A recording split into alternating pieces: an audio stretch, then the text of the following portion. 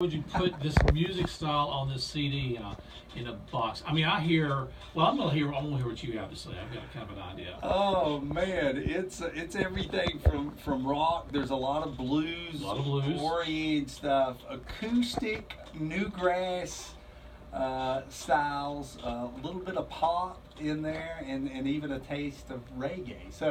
So we have a lot of different styles in there, but I would say heavily on the bluesy side. That's kind of where my heart's always been is that sort of Stevie Ray Vaughan. It comes out. That kind of stuff. And Yeah. a lot of my friends that play on this album, man, they're tremendous musicians, and what an honor it was to have all of them on there. And these are the same people that go out with me live too. So Okay. I had someone describe their CD one time as a holy blues CD. And I thought that's kind of a neat term. I hadn't heard that term before. I like it. I like it. But you definitely have a blues feel. There's a rock feel in it. There's a little bit of sometimes feels almost like a acoustic unplugged feel from time to time on the CD. So yeah, a little bit of everything. So when we go out and perform now, I kind of leave it up to who's booking us to what they want. Right. A lot of times they'll say, well, it's a corporate event or something, and we Yeah. need more of a laid back acoustic thing. So I kind have of adjust. Exactly. So that's what I'll do if we're in a church and they say we want a full on rock and worship flavor. That's what we do. So I kind of leave that up to who's booking us, and I'm fortunate enough to have the guys that can do that. And myself, I love, as you can probably hear in the CD, I love all that stuff. I'm a fan, and on each different day, you never know what I'll be listening to or playing or teaching. And I try to get bands and groups to adjust to that. If some of them say I can't do acoustic or what. I said you need to learn to do that because it just opens a lot more doors probably for you, don't you think? It does. To me, yeah. If I was boxed into only one thing, being an independent artist, I don't know how much I would be playing. I'll be honest with you, but when people call me and they say, "Can you do this?" and I'll say yes, and then I'll scratch my head and say, "I think." Yeah. But that I think opens up many more doors for me.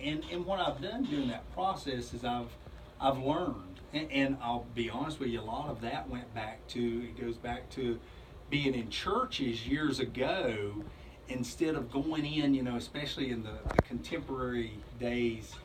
When we would first go in, instead of blowing people, out of the woodwork, and that's might have been what we wanted to do, is just go in and rock. But we would go maybe to a church and we'd be like, whoa, we need to tone it down, and we'd be more acoustic, but we could still convey.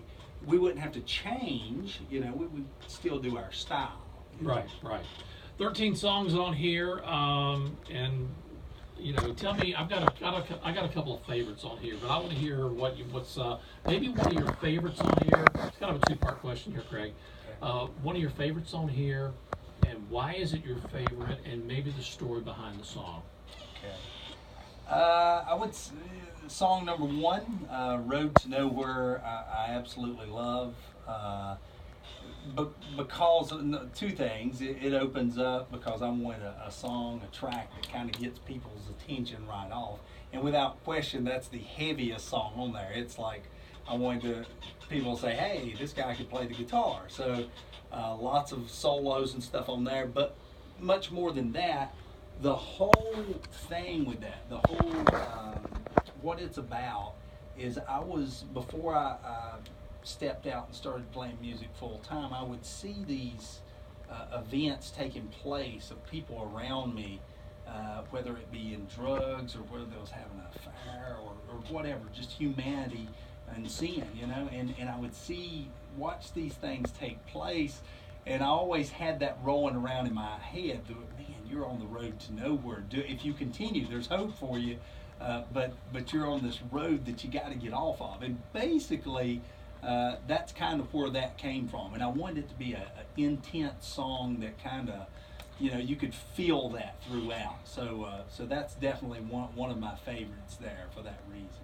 Tell me the story behind the next song here called "Running." I like that one. "Running" is probably my favorite song on the whole thing, and it was definitely a labor of love. I had the music 100% written for it probably for 3 to 4 years. and I had different lyrics to it, totally. Just I would sing something else totally different to it. And last year's when I decided, I was like, I need to finish writing these songs and record. And I started thinking about what that song really needed to be about, and I had the melody line, and I love the pop sound. That's kind of it's another style I love, and acoustic pop sound, and I wanted to kind of convey sometimes, what are we running from? What are we running from? And I think that's kind of why I wrote it. My wife wanted me to call the whole thing Running because it was such a good song. I was like, we'll call it the Craig Vaughn Experience, but it's definitely one of my favorite songs to do and to connect with people with. Is it just talking about it's almost an extension, I'm going to say, of the first song, of Road to Nowhere? Is it kind of running? Is that what you're trying to say there? That's it. And sometimes it can be me running to God, or running to my spouse, or running to, and sometimes it's running the opposite way. Like in the Bible, we see so many times all the greats that ran away from God. Sometimes we're doing that, and it's kind of saying that. And I actually have a video for both of those songs. It's on YouTube. And hopefully they kind of depict what each of them's about, kind of subtly, Yeah. Hey, where's this available at, Greg? And how long has it been out? Oh, it's been out probably since March. I think we had the release, and it's on. You can get it on iTunes. You can get it on Amazon. It's at Old Mill Music in Mount Airy and Virginia 500 in Cane, Virginia. We have it down here in Winston at Jackson's Music, if you'd like to stop over there. So several different outlets, and you can definitely get it online. You can listen to it on Spotify, many different places. It's also available at your shows as well, right? Oh yes, and that's where most of them now. We had a really good pre-sale in the beginning, so it went fantastic, and we got it to people all over. And now we're going out and we're playing and performing at a lot of different places, and the response has been really well. So you're staying busy performing and everything? Yes. This is why I do full time. So I do all these lessons and stuff through the week, and most weekends I play either private parties or private events, and I still lead worship at churches and stuff like that. So I'm going around. I do that all over. Last year, I think I played between 75 and 80 shows, everywhere from Pennsylvania to Tennessee, and all the way down to South Carolina, North Carolina, so all over. What do you like in concert, Craig? If someone wants to know what you're like in concert, what do you like? What can someone experience at one of your concerts, and what do you want someone to take away when they leave? Connection. What I learned a long time ago. Me and Jessica went to a event in Nashville many years ago, and we learned it's not only about music, and I'm so glad we learned this, that it's about connecting with the audience, connecting with your crowd, and making them feel a part of it.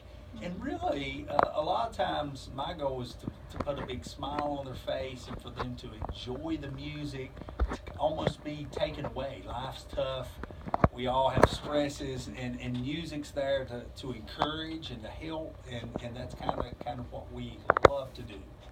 I was looking through this song list of 13 songs, and one of them that really kind of jumped out at me is one of the covers on here. The cover you got. It's the only cover on here. Is that right? No, there's a few on there. Yeah, there's a few. Yeah. Oh, the Hallelujah's cover. Yeah. Which that's an instrumental part of it. Yeah, right? Yeah, we did an instrumental version of it. So when Love Comes to Town. Oh yeah. Tell me the reason you put that on there. It's a great place of kind of where we are. I Love You Too. And they did that with B.B. King, so that mixes the blues and the Christian influence that I have, which is very heavily me. So I love people like Johnny Lang and Switchfoot, people like that. And they always inspire me, because I would see people like that out in either clubs or not necessarily in a church, and that would really inspire me. And it kind of, over time, it kind of brought me to where I am now, realizing, who my audience is and how I can encourage them and everything. So when Love Comes to Town, we've done that several times live, and my great friend and mandolin player, he plays with us a lot, Greg Jones, played and actually sang lead on that one, and tore it up. So I'm thrilled with it.